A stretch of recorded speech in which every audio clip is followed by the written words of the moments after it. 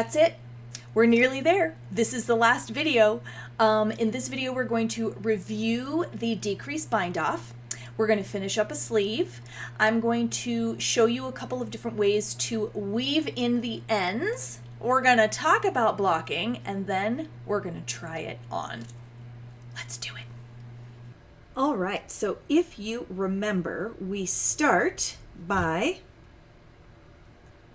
knitting one stitch. Then we're going to take this stitch and we're going to pass it back over to the left needle. Then we're going to insert the needle through the two back legs of the two stitches on your left needle. And then we're going to knit them together through the back loops. Then we're going to pass this over here, go through the back two legs, knit. Pass this stitch back, go through the back two legs, and knit. Now, because we are doing this on the magic loop, at some point you're going to have to knit this stitch together with the stitch that's back here. So what I like to do is when I just have this one stitch remaining, I just pull this needle all the way through so that this stitch travels all the length here until you get to here, and then you can knit the two of those together through the back loops.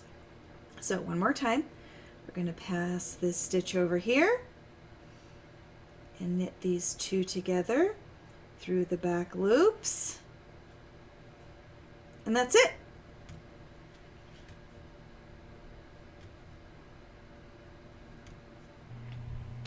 Now, there's 3 different ways that you can weave in your ends so that they don't come loose. So I'm going to show you all 3 ways. The first way is actually following along with the purl stitches on the inside.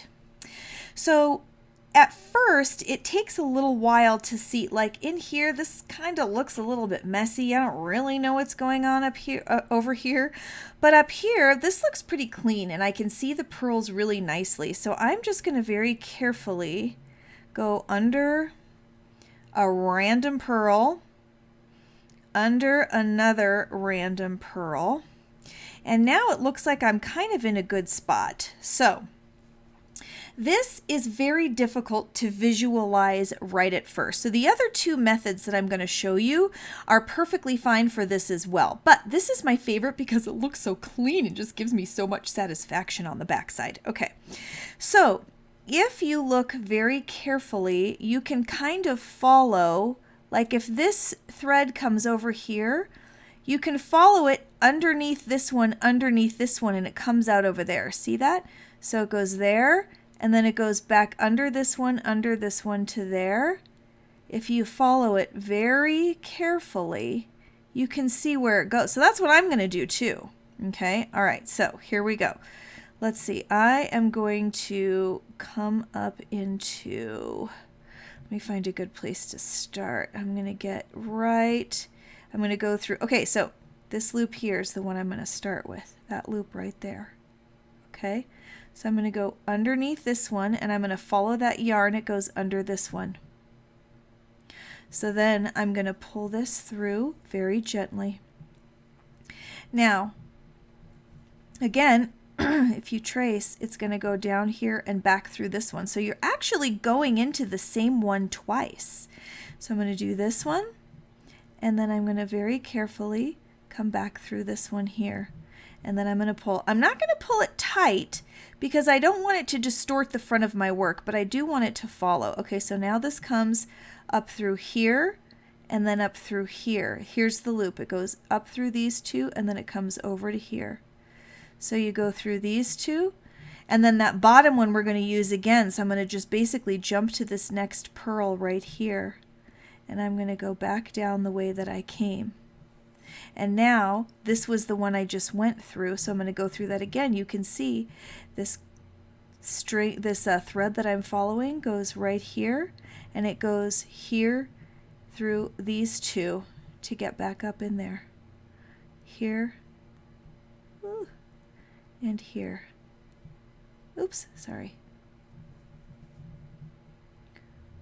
Here and here.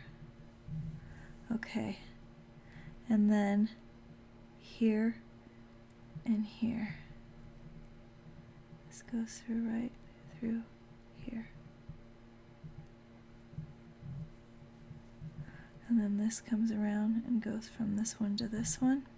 Oops, I got a little sliver of something up there. And then around from here back down into this one. Okay, that is plenty. I've actually done probably more than I need. But the cool part is that it looks really clean on the back side. It just looks like you have a few little loosey-goosey pearls here, but it's a really nice way to weave in those ends. Okay, the next one is down here on the hem. Okay, now I have tried to do the same method I just showed you with the knit and the purl and like follow it around here and then back through here and then I just cannot figure it out.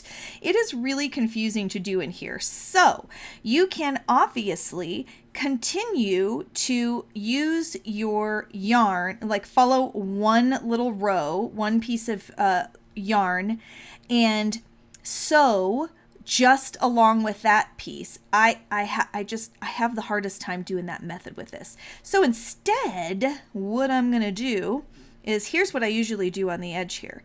So first of all, I want to make sure that when I bind off and you kind of sew the end together, it's almost like it's on the outside. So I'm just going to slip under a purl stitch here to get that so that bulge doesn't show on the front of my sweater.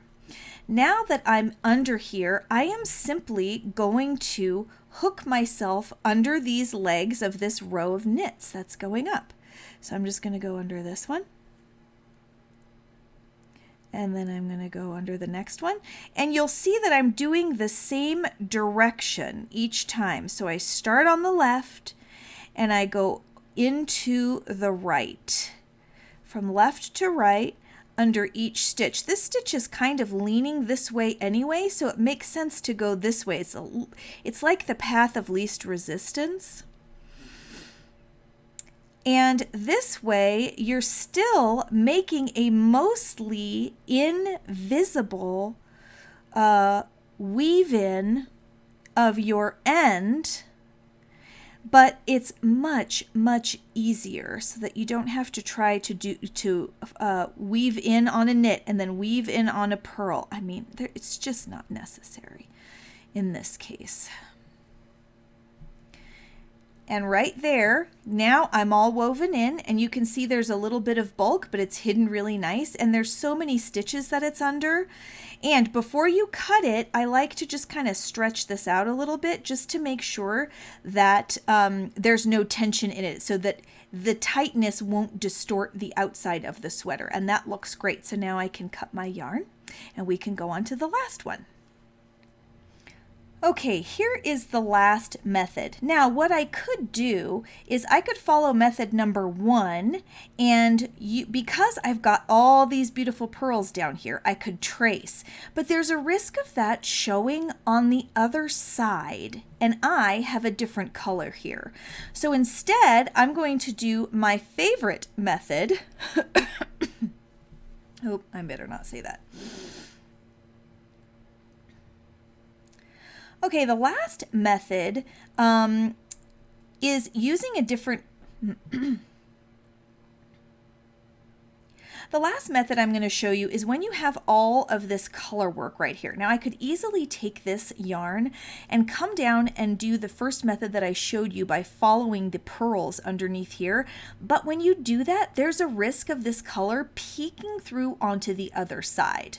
So I'm not going to do that. Instead, I'm going to weave my end up in here instead of down here.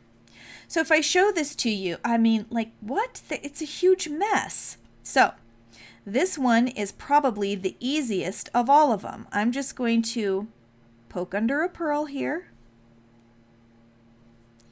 And then maybe I'll come over here and I'll poke under this pearl.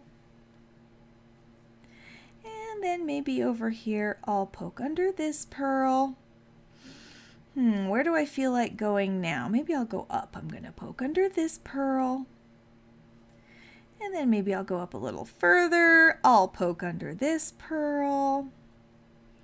And then maybe we'll go over to the right and poke under this one. Okay, now I'm going to go down. I'm going to poke under this one. And then maybe I'll poke myself under this one. And then maybe I'll poke under this one. And then we'll come up here and we'll poke under this one. You get the idea. So basically, I have just made this crazy shape just weaving around in here, but because it's so much of a mess anyway, you can't even really see what I've done, and we've ensured that this color isn't going to show on the back side. So again, before you cut, you just want to make sure that you stretch this all out so that there's just a little bit of give in there before you cut that thread. Okay, I'll finish weaving the rest of my ends in later. I gotta put it on. I'll be right back. Oh my gosh, it's done! I'm so excited. Okay, so first of all, the few things that I want to say about blocking are all covered in my other video that is called Blocking is Magic. So check that out. However, the whole point of blocking is to get things to lay flat and also so that they fit right. So if the fit isn't perfect, you can either make the garment bigger by getting it wet and stretching it out and letting it dry, or make it smaller by getting it wet, kind of squishing it together, and also letting it dry. So blocking really is magic. Now in this case, unblocked. And you know what? It fits perfect. It is laying nice and flat. The edge is exactly where I would expect it to be. I do not need to block this. So I'm going to cheat and skip the blocking part, and I'm going to get right to the wearing part. Hopefully you'll look out like I did too. You guys, thank you so much for joining me on this knit along. This sweater is like one of my new favorites. I will be wearing it all winter long, and I hope you love yours as well. So thanks again for joining me, and I will see you in the next one.